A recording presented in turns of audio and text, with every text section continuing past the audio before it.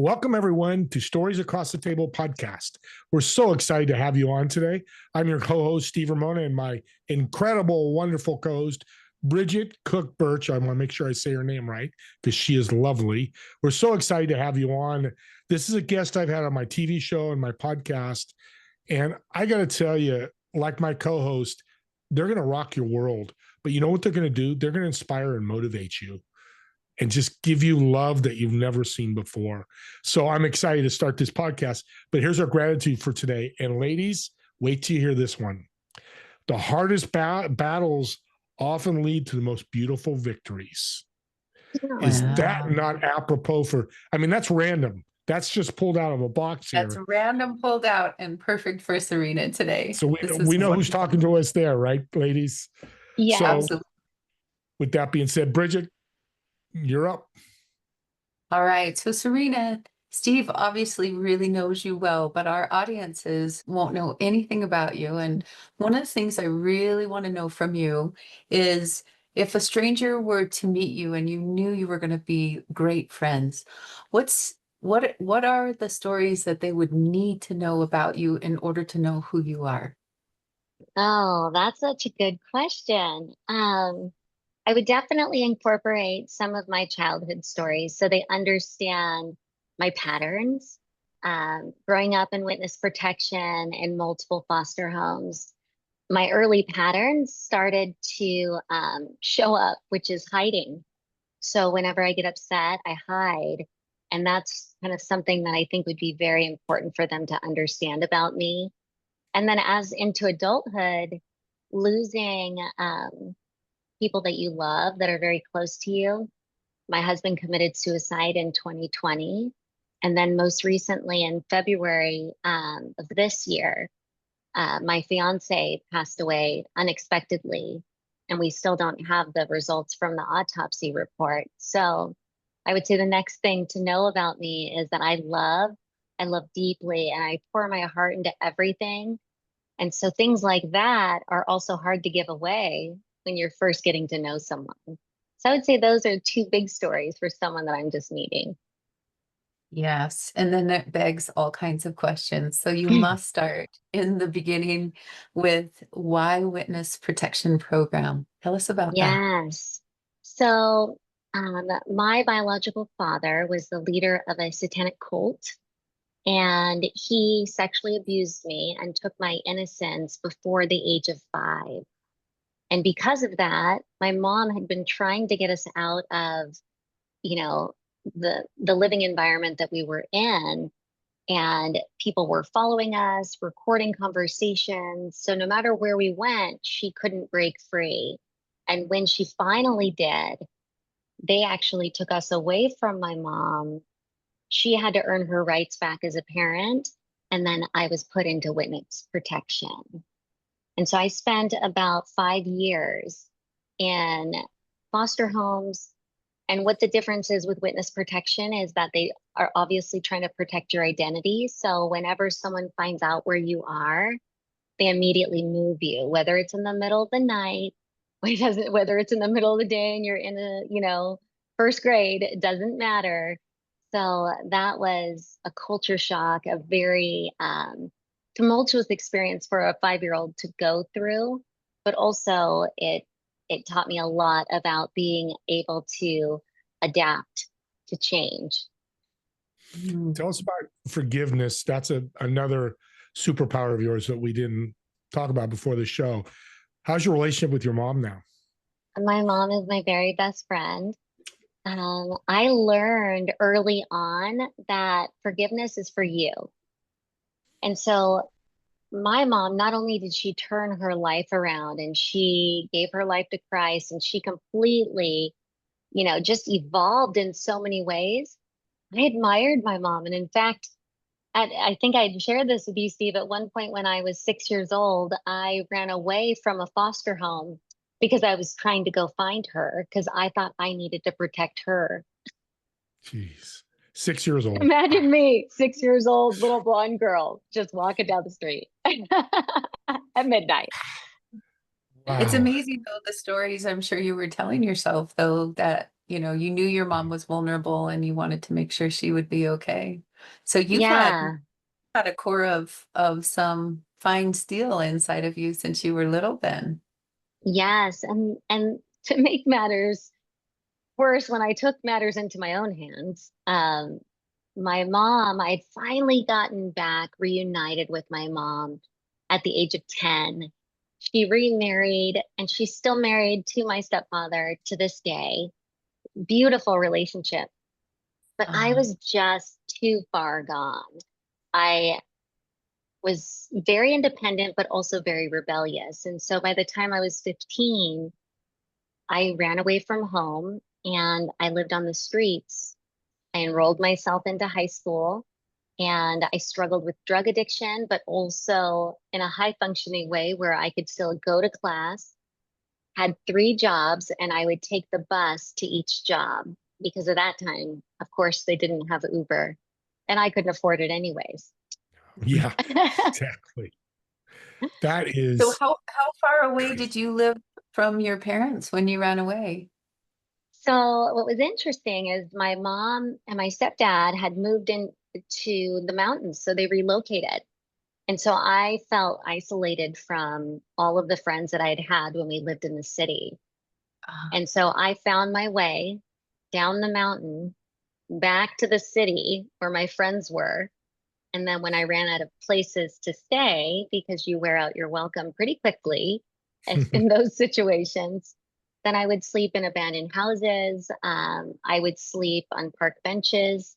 And it really, it depends that night where I was, but I would find someplace safe to sleep. And then I would wake up in the morning and wait until they opened the gates to the school. Then I would go in the gym locker room and shower so that I can just be like a normal kid walking to school that morning. And nobody oh knew my. except for a Mm-mm. few friends. But that's where my pattern of hiding continued. And I didn't really recognize that until I started writing the book. I started Mm. seeing all of these patterns of hiding show up. And that's kind of where I really had to step back. I originally wrote the book to heal. It was all for healing. And then I was going to hide it under my bed, maybe share it with a few family members. And once I recognized my pattern, I knew that I had to find the courage to share my story, to publish it. Because if I didn't have the courage to share my story, how could I ask anyone else to share theirs? Yeah. Oh my goodness. So that's when you decided. I love that you wrote it first to heal. I think most writers don't always understand that the first draft really is for you. And Yes. here it is to for you to be a witness of your own superpowers. But then I love that you refused to let it just sit under your mattress, that you knew you needed to do something about it. What was that inside of you that just said, there's more to this that can help other people? What was that? There was a pattern, of course, but then in my marriage, prior to my husband committing suicide, it was constant chaos. He had multiple affairs. He was Mm. struggling with his own addiction at this point, years after my addiction had already healed. And I wasn't even aware of it because I kept hiding everything that he was doing to protect him, to Yeah. protect his image, to protect the kids, to protect my business because he was involved in my business. And I just thought I had to kind of like contain this. And when he took his life, I felt like all of these years I had been hiding all these deep dark secrets. His family had no idea why he would have taken his life. And it like broke my heart. And I felt shattered in the sense that I had worked so hard to protect him, trying to protect him from himself, from hurting others, that I didn't even recognize that I was the only one that was watching him spiral. And so through that journey, I knew immediately that not only was I trying to hide from my own experiences or showing up in a certain way, that pattern leaned into my relationship in a way that was really unhealthy. And I knew I had to write the book, and it's called Exposed. You Can't Mhm. Heal When You Hide. Beautiful Wow. title. And Love it the title. absolutely, yes, it absolutely reflects what you said about the hiding. And I'm Yes. sure that to write it and to publish it also, did you experience any imposter syndrome? Like, who am Yes. I to get this book out there? And you've been hiding for so long, and all of a sudden it's going to go into the hands of strangers. I was terrified on so many levels. I thought, I'm going to lose clients because this book is so raw and so honest and doesn't victimize me. It really shows some of the situations where I play a role. And I looked at it like, I'm going to lose friends. My family's going to be mad. It's like, Yeah. I was in my head, all of these fears started to show up. And one thing about me that you'll learn is that when I feel fear, I just face it and I go right through it. Because Mm. if, and what's interesting about that is I'm not afraid to protect other people or fight for other people.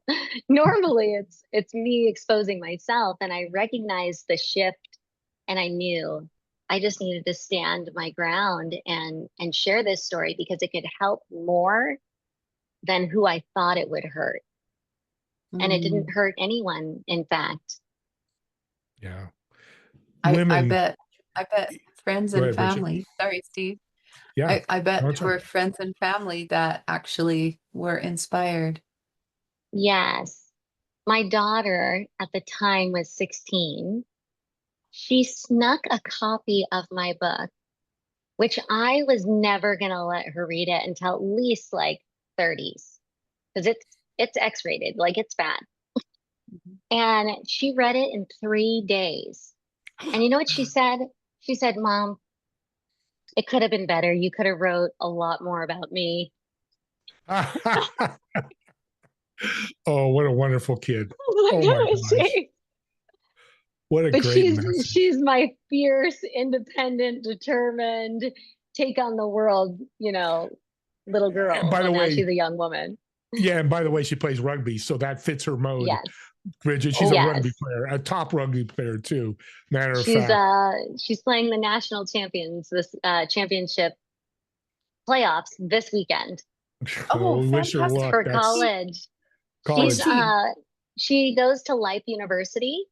So she is on the Life team, and I'm super excited. I'm actually flying out to see her. Good That's for so cool. you. And please give her our congratulations and send her our well wishes. That's fantastic. So, Serena, we've heard your story. I've heard it many times. I think I've asked this before, but somebody listening, especially female, I know there's men and boys, they've been abused, but women usually are the weaker, or don't know, and men could kind of protect them. I'm trying to be very politically correct here, but for the women listening, either their friends, their family, or themselves have been through something abusive, maybe not to your extent, but it's affected them in the way it affected you. Yeah. What would you tell them?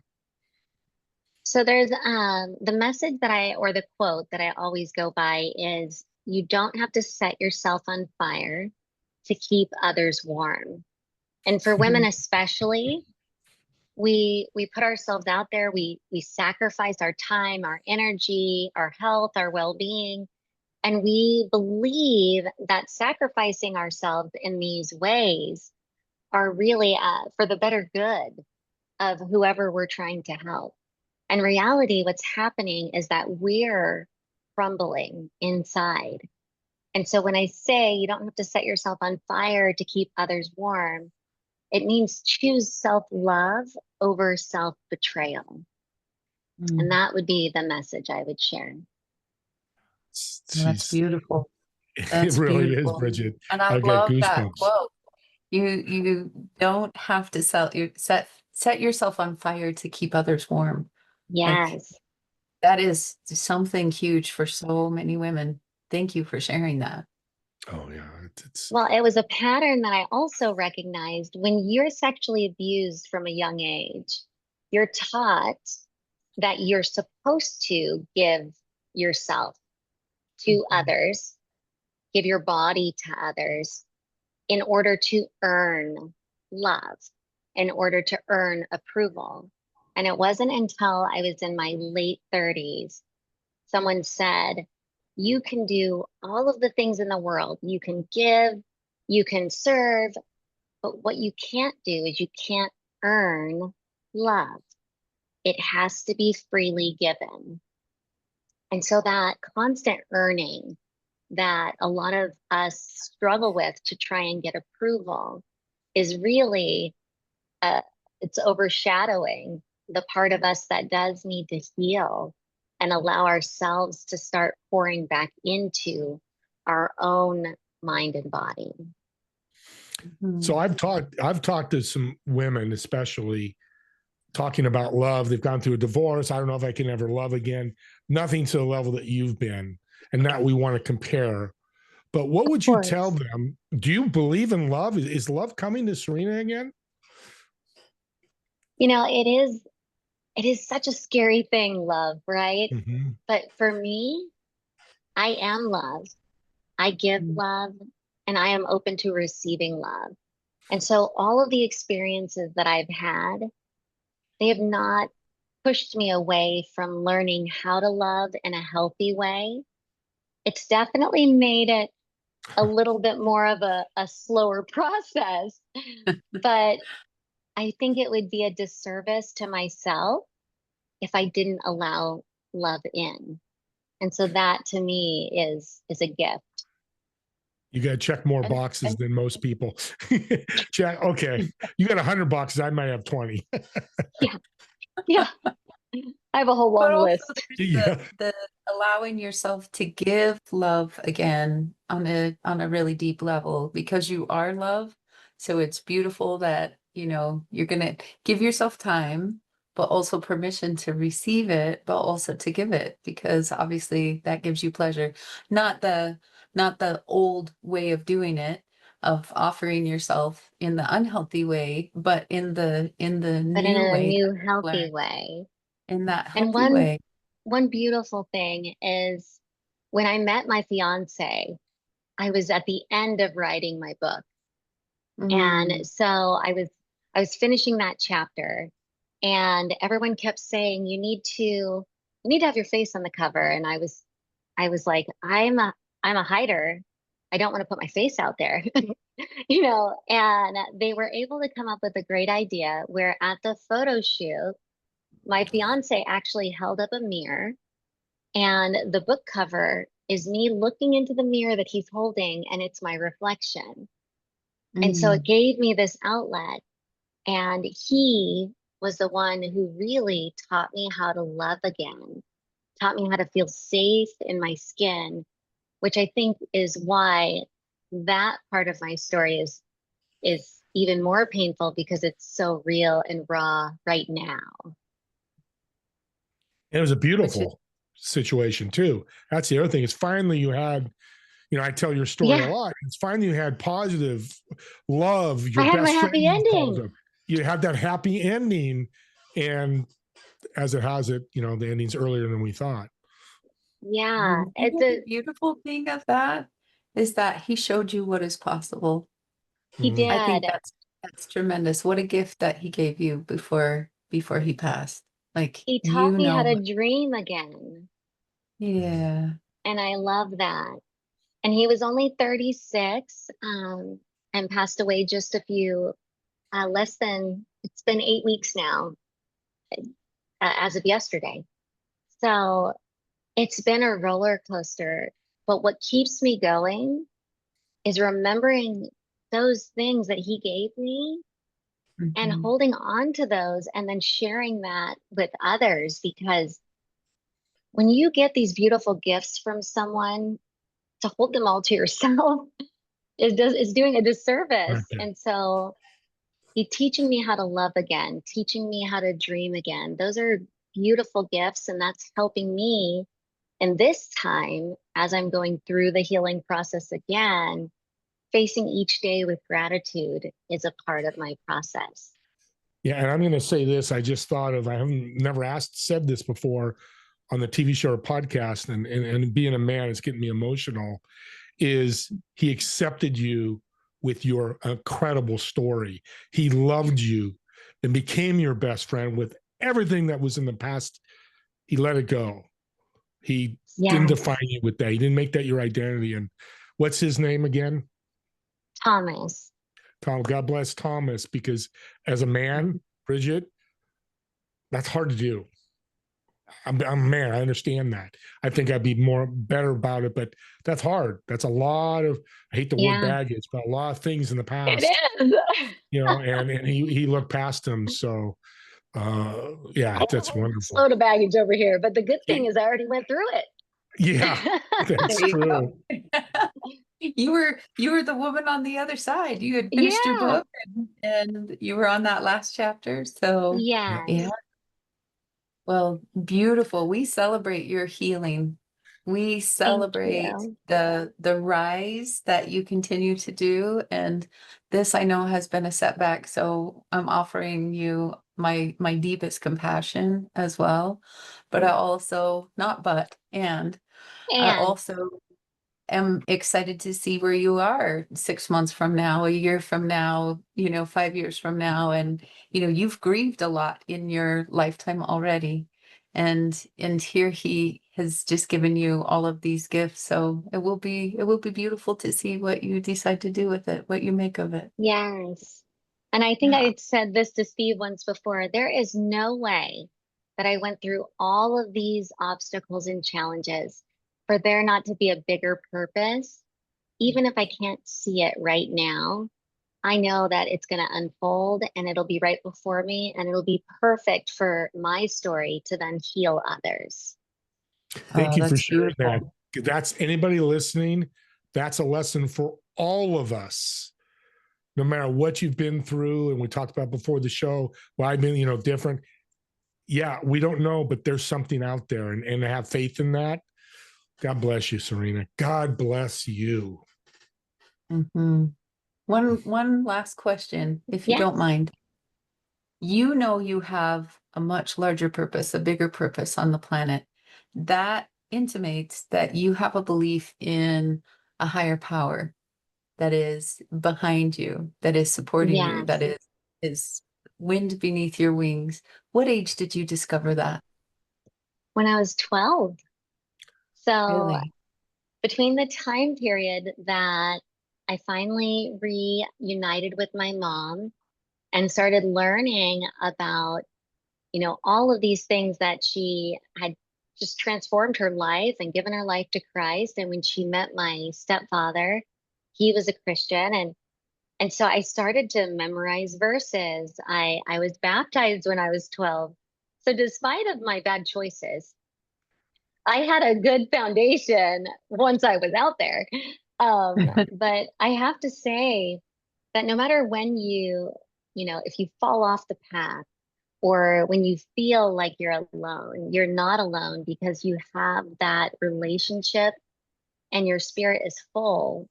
It's a mindset for us to think that. So one thing I always say is being alone is a state of being. Loneliness is a state of mind.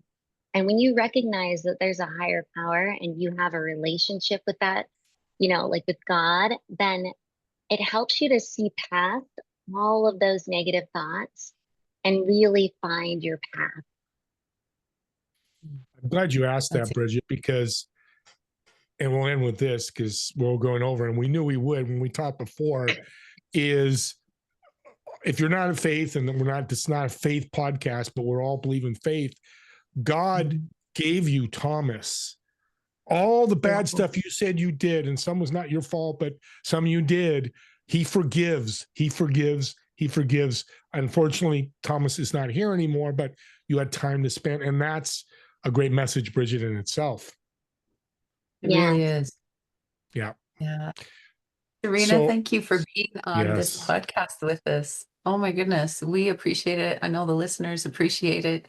There's something about extreme stories where someone can find their own story somewhere inside of yours and Yeah. realize that transformation is possible. So thank you for your courage and your moral courage to stand up and to share this very raw and real story. So Steve, you were Thank about to you say so something. much. No, you're welcome. And audience, if you've gone this far, which I don't know why you wouldn't, because every time I hear your story, you want to keep hearing more. I've heard more today than I have in 3 other shows. So I got to bring you back, which we will, for a sequel to learn more about you. But audience, the first 5 people that reach out to me or Bridget's team, I'm going to send you Serena's book for free, because we want to impact other people like she's doing. She can't be in front of you, but guess what? The book can. And if you're listening to somebody that's struggling, and especially female, send this podcast to them. Because some of these quotes I've got written down that Serena said, like, you don't need to burn yourself up to keep people warm. And I've changed it a little bit. That's okay. I'm going to use that all day, all night. You can make and give gifts. Whether you believe in faith or not, we should be impacting and gifting to others. And this is a way to do it. So subscribe to Stories Across the Table or reach out to us. But let's get you a book. Make sure you mention it. Serena, if you reach out to Serena, we'll do that as well. By the way, how can people reach out to you, Serena? You can go to serenamastin.com. That's really easy. And you can, Yes. get my book there. It's on Amazon. It's on Audible. Believe me, I had to Okay. make it in every single, format. So, Yeah. so I wouldn't, hide one of those formats. Beautiful. I love it. Well, again, Serena, thank you so much. And Bridget, Serena, and I want to thank all of you for watching or listening to Stories Across the Table. And we'll see you all on the next episode. Have a great day, everyone. Thank you.